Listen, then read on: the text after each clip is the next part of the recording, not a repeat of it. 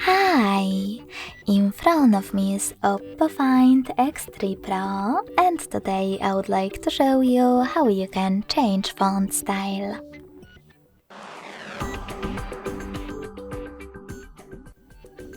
Begin by going into Devices Settings and scrolling down to access Display and Brightness. Now scroll down again, select Font, and tap on one of the available styles to check it out. When you find the best one for you, save it by hitting Apply at the bottom. So when I do that, as you can see, style of my text has changed.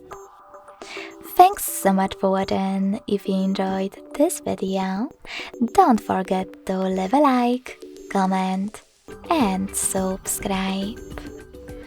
Bye!